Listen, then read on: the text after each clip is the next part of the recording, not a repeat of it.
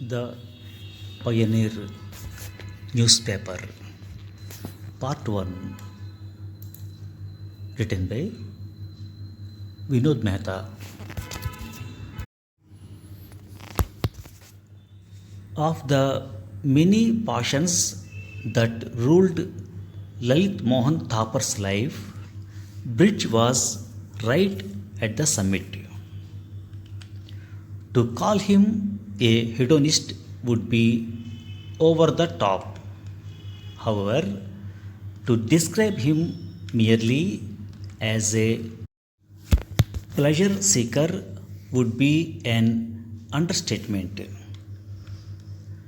The truth lies somewhere in between.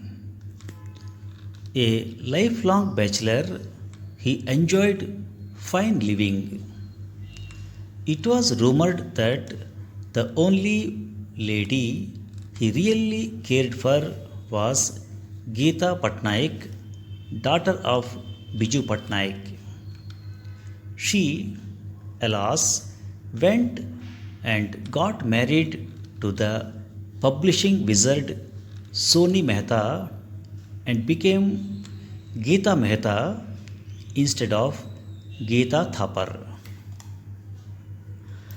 In one amusing instance, he suddenly got married in an improvised, half baked Hindu ceremony at his house. In 48 hours, he realized he had made a terrible mistake. The lady, aware she was on to a good thing, refused to vacate his sprawling Amrita Shergal Marg bungalow. Fearing permanent ejection, she would not step outside the house. A Thapar crony, using subterfuge, managed to lure her outside the gate and then quickly ran inside and locked it. Playing bridge with the landed Srivastava family of Lucknow, he won the Pioneer, as he later told me, in a fit of absent-mindedness. Thapar, being the principled gambler he was, honored his part of the bet. He took over the loss-making and crumbling Lucknow newspaper, which undoubtedly had seen better days. In the 1950s, 60s, and 70s, it was, without question, UP's leading English publication. At my Canning Road house in Lucknow, it was the paper my father religiously took to the toilet. Nothing else would do. When the Pioneer fell into Thapar's lap, it was on the verge of closure. The only thing notable about the paper was its past. And what a past! Founded in Allahabad in 1865 by the staunch imperialist George Allen, it had Winston Churchill as a war correspondent reporting from Afghanistan. He implored his mother to speak with the management to get his rates increased by half a guinea. Rudyard Kipling found employment as an assistant editor, and while he began well, he soon succumbed to the raffish charms of Lucknow. He spent more time galvanizing around the old and new city than at his desk. The story Probably apocryphal goes that the editor, fed up with his derelict ways, sacked him and at his farewell party counselled, Mr. Kipling, you may have some talents, but I don't think writing is one of them. The pioneer in Lucknow did not interest Thapar. Being Delhi based and the archetypal Delhi wala, he decided that while he would keep the Lucknow paper going, the mother edition would be the one he was going to start from Delhi. In early 1991, just as I had abandoned the independent publishing company idea, two emissaries dispatched by Thapar approached me in Bombay. Would I be interested in bringing out the pioneer from Delhi? Professionally and emotionally, at that time, I was drained, ready to hang up my pen. Moreover, I had grown quite attached to Bombay. It was the city I was comfortable in, the few friends I had lived there, and despite my fluctuating fortunes, people still had high regard for me. Undecided, I agreed to go to Delhi and meet Mr. Thapar. The meeting was a success. Mr. Thapar oozed charm, conviviality, grace. He seemed urbane, literate, and serious. Give me a paper I can be proud of. He promised to give me a free hand and sufficient resources to deliver the goods. When I came back to Bombay, I received mixed advice. Some friends believed I should reject the offer. Why should Thapar be any different from Singhania? It was a good question. At a party in Bombay, I bumped into Prabhu Chawla, a quintessential Delhi hack who was then with India Today. He had heard through the grapevine about my possible move to Delhi. Prabhu thought it was a very bad idea. He stressed that I was a creature of Bombay, brought up in a special and distinctive environment. Delhi, he pointed out, was the city of unscrupulous and slippery politicians and self serving bureaucrats. There I would have no deal with hard news, a task he felt was beyond me. Ironically, Prabhu's warning had precisely the opposite effect. My doubts vanished. I would go to Delhi to prove the Chawlas of this world wrong. The challenge became irresistible. Probably because I was a native of Lucknow, I had a surprisingly soft landing in Delhi. No cultural adjustments were needed. In April 1991, I walked up to the temporary Connaught Place office of the Pioneer and began putting a team together even as I made occasional visits to Lucknow to make sure the paper came out every day. The company found me decent accommodation at New Friends Colony, which I soon discovered was considered the right address.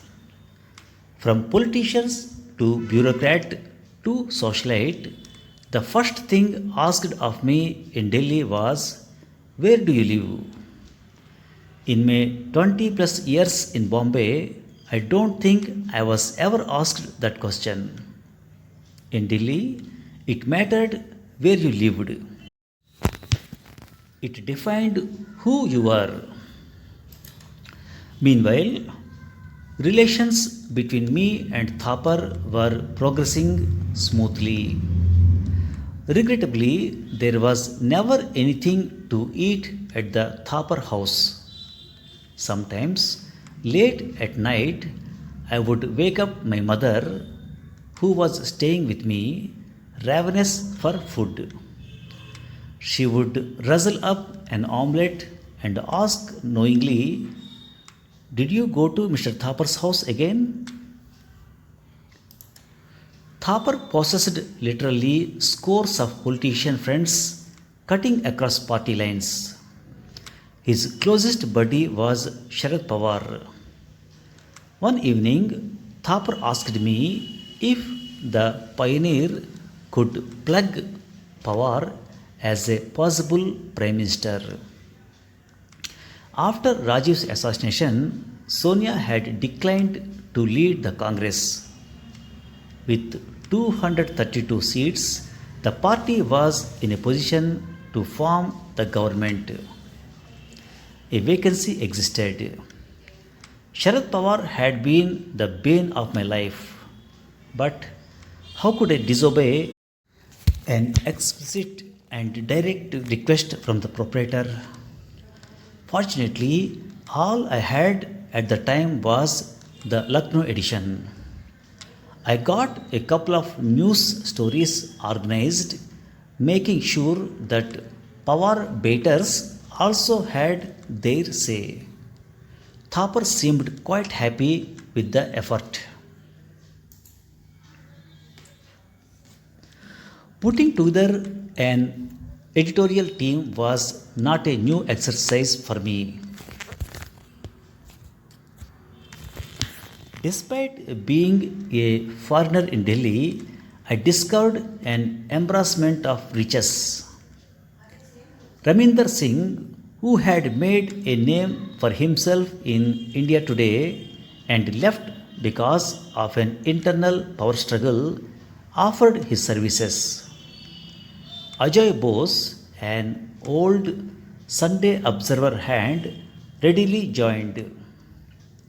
Paranjay Guha Thakurta became the business editor. Sumir Lal refused a job in the Times and accepted one from me. Ajaz Ashraf, Mohan Ram, Padmanand, Ajit Pillai, Shankar Raghuraman, V. Krishnaswamy, Ritu Sarin, Bhavdeep Kang, Aditya Sinha, Rudhir Dar, and V. Sudarshan also signed up. Kanchan Gupta wrote to me from Calcutta. He was having enormous trouble at the Statesman. He pressed his case persistently. I finally hired him because of his pronounced BJP sympathies. At our morning conferences, Kanchan provided a radically different perspective which we seldom agreed with, but which enriched our discussions and occasionally moderated our thinking. Unsurprisingly, I summoned Mohyuddin again. He came to Delhi for extended periods and designed the paper. In 1991, 24/7 news channels were very much on the horizon. Madhu Trehan's monthly cassette, News Track, provided news pointedly different from the sort dished out by Doordarshan. It was a harbinger of things to come. Already, talk was rife of newspapers becoming redundant since news came fast, furious, and non stop from the idiot box. Thus, I had to create a paper for the 24/7 television age. I figured newspapers could not compete with TV in news, but What 24 into 7 output lacked was context.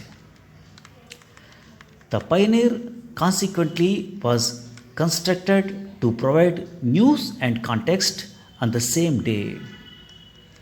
The front page would have the news, the lead articles on the comment page would have an opinion piece on the story printed on the front page, while the op-ed page would have analysis, background, and useful statistics on the same big story or other important stories of the day, thus giving the reader access not only to news but context to all on the same morning. This meant we had to keep our edit and op-ed pages open till late in the afternoon. I allowed columnists extended deadlines before lunch so that their commentary gained in topicality and freshness.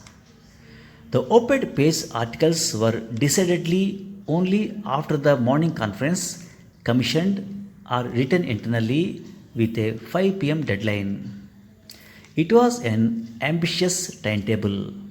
Happily, we managed to squeeze everything in. The vertical single column gossip diary I again incorporated on the op-ed page and wrote myself. It became quite popular. Despite being cautioned against arty-farty journalism in Delhi, I launched a daily arts page in the Pioneer. Nothing gave me greater satisfaction than the reception the arts page received. It became the paper's touchstone, making us different from the competition. On 14th December 1991, the Delhi Pioneer appeared. The last thing this elegant city needs is another paper, I stated in my opening column.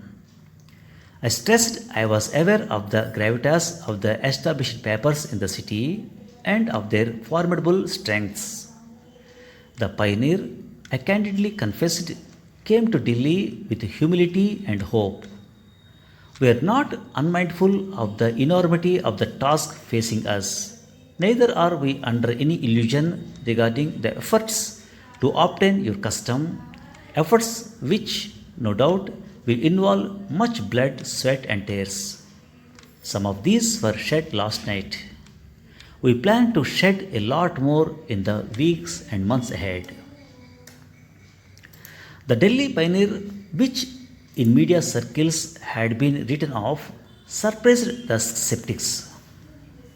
The capital was unfamiliar with good looking papers. The competition, at least in terms of makeup and design, was stodgy and tedious. We had moved from Connaught Place to Link House in Bahadur Shah Jafar Marg, the Fleet Street of India. Therefore, we got quick feedback from our rivals. At the editor level, where notions of professional generosity and fairness are mostly alien, the feedback was negative. At the reporter or correspondent level, the feedback was positive, hugely positive. Whether we posed a serious challenge to the established order remained undetermined, but we certainly brought a breath of fresh air to Purani Delhi. Thapar, his brothers and nephews, many of whom were at loggerheads with him, saw the Pioneer as adding to the prestige of a business house which, while flourishing, did not have a proper public profile. The brothers would secretly invite me to their homes to discuss the paper. Thapar did not discourage limited contact with his family but made it clear I reported to him and him alone. The first 18 months at the Pioneer were a delight. Some of the skeptics became supporters. My only worry was the proprietor. He seemed as far as I could make out, satisfied. We had several staff parties at his residence, and I called on him once a fortnight for a chit chat. He told me we should meet more often. I resisted. It is the ardent wish of most editors to get as close to the proprietor as possible. Doing personal errands for him is deemed a privilege. Too close and intimate a relationship is dangerous. A certain distance is useful, indeed necessary. The owner must be made aware that while you are totally loyal and committed to his enterprise, he cannot ask you to service him in his political designs. Despite the dismantling of the license permit Raj, the businessman media baron finds many doors closed to him which are open to his editor. One of my proprietors asked me if I could arrange invitations to Rashtrapati Bhavan banquets. I said I would try. I did not. Thank you for listening. Of the many passions that ruled Lalit Mohan Thapar's life, bridge was right at the summit. To call him a hedonist would be over the top. Hedonist, Hedonist, hedonist means a pleasure loving person. A Thapar crony, using subterfuge, managed to lure her outside the gate and then quickly ran inside and locked it. Crony, crony, crony means a close friend or companion. Subterfuge, subterfuge, subterfuge means deceit. Rudyard Kipling found employment as an assistant editor, and while he began well, he soon succumbed to the raffish charm of Lucknow. Raffish, raffish means a careless and attractive way. I stressed I was aware of the gravitas of the established papers in the city. Gravitas, Gravitas, gravitas means seriousness and importance of manner, causing feelings of respect and trust in others. The competition, at least in terms of makeup and design, was stodgy and tedious. Stodgy, stodgy means boring, tedious, tedious, tedious means tiresome. Thanks for listening.